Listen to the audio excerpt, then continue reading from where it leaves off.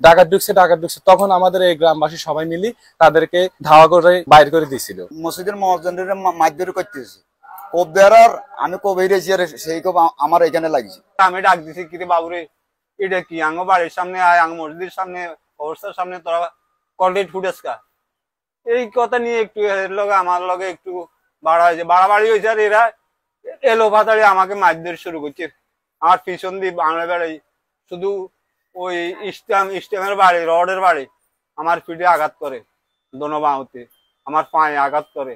এক পর্যায়ে আমি অজ্ঞানের মতো আমার শিক্ষক আমার ছেলেটা গেছে, আবার বাতিজারা গেছে আবার এরাই আবার উল্টে আবার এদের উপরে আবার হামলা করে। তারা করেছে, আমি অভিযোগ এটা মিথ্যে। তারাই বিক্রি করি গোড়া গঞ্জা বিক্রি করে এভাবে গাছ সাবাই দেয়, সাবাই দিয়ে আমিও এটা তদন্ত প্রশাসনের কাছে আমি তদন্ত চাই এবং সুস্থ বিচার চাই।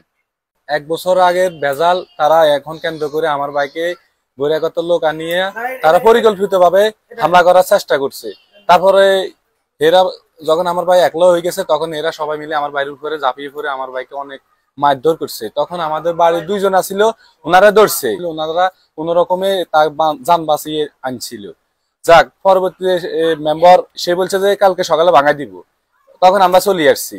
পরবর্তীতে 20 মিনিট পর তারা অস্ত্র নিয়ে 30-40 জন লোক সন্ত্রাস বাহিনী আসি আমাদের এই মসজিদের সামনে ককলেট বিস্ফোরণ করায়। তারা আমাদের বাড়ি ভাঙচুর করার জন্য আসতেছে। ওই সময় আমাদের মুয়াজ্জিন সাহেব উনি মসজিদ থেকে বাইরে হইয়া কইছে যে তোরা ককলেট ফুটেজকা মসজিদের সামনে। উনি এই কথা বলার সাথে সাথে ওনাকে এলোবাতারি মায়ের ঘুষি অস্ত্র দিয়ে ওনাকে মারেছে। তখন ওনার ভাতিজা ওনার বাড়ির 2 জনে গেছিল, ওনাদেরকে এলোবাতারি মায়ের। তখন ওনারা যখন মসজিদে আমরা মসজিদে আবার বলে দিছে যে সন্ত্রাস ঢুকছে, আপনারা গ্রামবাসী প্রতিহত করেন, ডাকাত ঢুকছে তখন আমাদের এই গ্রামবাসী সবাই মিলি তাদেরকে ধাওয়া করে বাইর করে দিয়েছিল। এইটাই পর্যন্ত শেষ। সামনের দিকে আগে গেছি আর দিছে আমার বুক বাড়ে টান, কিরিজি টান দিছে, শার্টও কাটা গেছে, ভিতরে লাগছে, বুঝছেন নি?